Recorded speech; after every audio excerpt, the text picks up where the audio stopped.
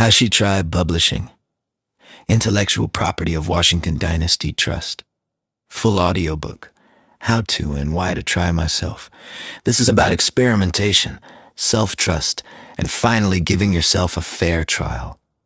Most people never try themselves. They judge themselves. They doubt themselves. They criticize themselves. But they never actually try. They try diets. They try jobs. They try relationships. They try other people's expectations. But they don't try themselves. This audiobook is about changing that. Not hyping yourself, not lying to yourself, not pretending everything is fine. Just a simple, radical idea. What if I actually tried me? What if I actually tried me? What a myself really means.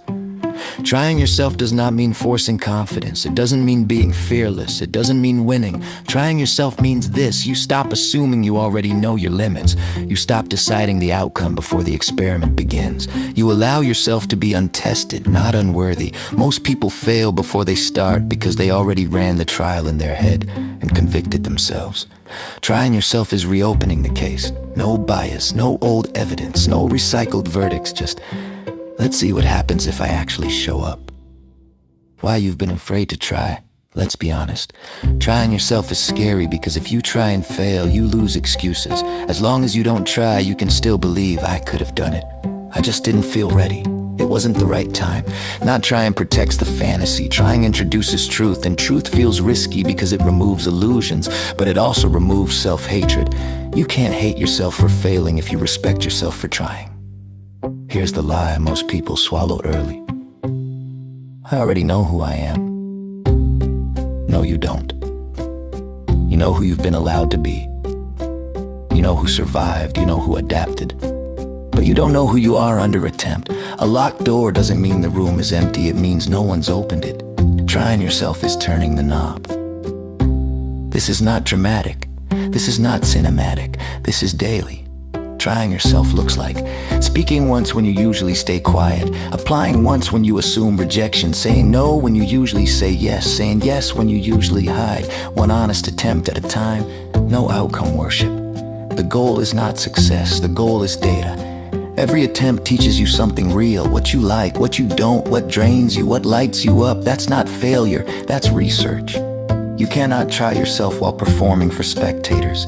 Trying yourself requires privacy, even if you're in public. This is between you and you, not your family, not your past, not people who benefit from you staying small. You are not auditioning for approval. You are conducting a self-experiment. The only question that matters is, did I show up honestly?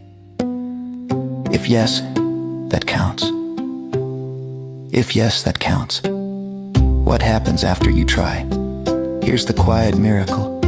Once you try yourself, you stop fearing yourself, you stop guessing, you stop fantasizing, you stop running internal simulations that torture you. You become grounded, not because everything worked, but because you did. Trying yourself builds self-trust the same way lifting builds muscle. Slowly, repeatedly, without shortcuts. Trying again. Trying yourself once is brave. Trying again is devotion. This isn't a one-time event, it's a relationship. Some days you'll try and surprise yourself. Some days you'll try and fall flat. Both count, because the real shift isn't confidence. It's this feeling, I don't abandon myself anymore. You don't need to be fixed. You don't need permission. You don't need a guarantee. You just need to try. Not harder, not perfectly, just honestly. Try yourself. That's how you find out who's been waiting behind the doubt.